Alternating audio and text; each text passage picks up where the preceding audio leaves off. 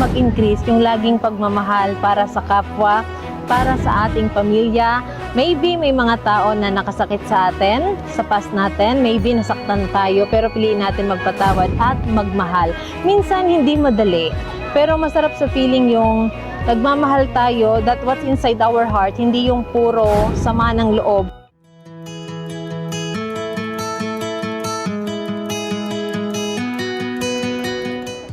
Merry Christmas everyone! So, ilang araw na lang, patapos ng 2025, and the Lord has been so good in our lives, in our family, and sa lahat ng meron tayo, it is because the Lord is good and the Lord is faithful.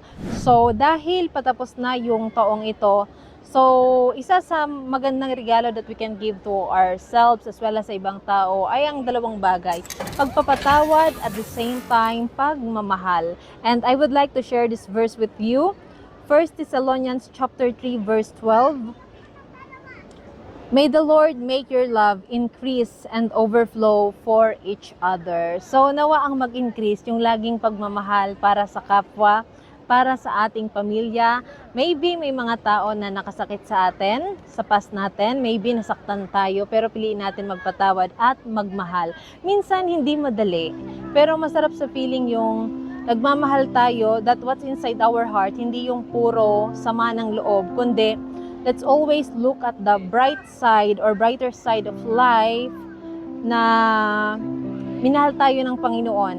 Kaya suklian din natin ang pagmamahal sa Panginoon at sa kapwa natin. So, life is short. Hindi naman tayo laging mag-i-stay dito sa mundong ito. We do not know until when we're going to stay in this world. But one thing, let's not make our lives miserable, but let's choose to love others and love God. And I would like to share this testimony. We have, kasi may pinapagawa kami, and then ang contractor namin ay, doon sa pinapagawa namin ay may employee siya. And he is so healthy. Parang wala kang makita na mark na may sakit siya.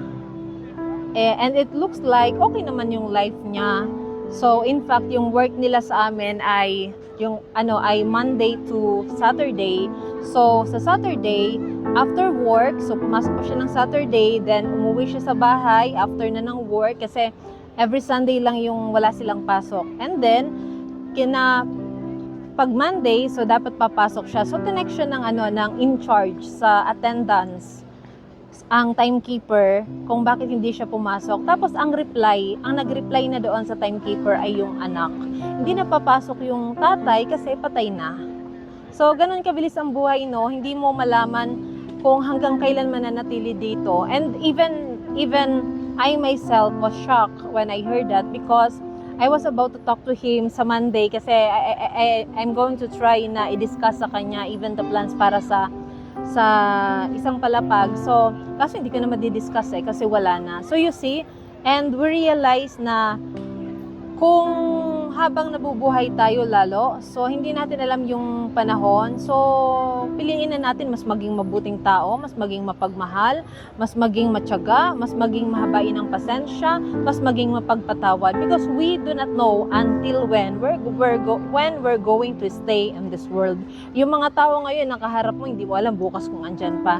So, you see, so even us and even siguro if you have a mother, you have a father, you have your loved ones, so approach na.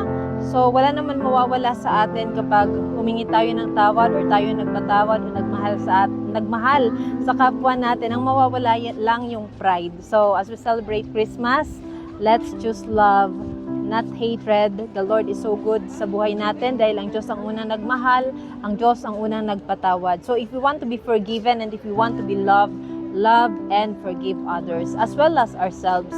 So you see, kahit na gaano pa gaano ka pa ngayon kaliksi, gaano pa you are in perfect health right now, we do not know kung hanggang kailan na lang dito.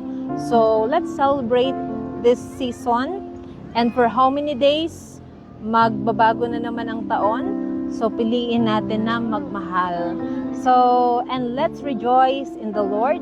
Choose love, choose happiness, and tingnan natin ano mga mabubuting bagay na nangyari sa ating buhay, as well as hanapin natin ang mga good things din na ginawa ng kapwa natin sa atin. And in that situation, we will see the goodness and the love of God in our lives. So, thank you, and thank you so much for always joining me for in every episode. Maraming salamat, and I appreciate you all.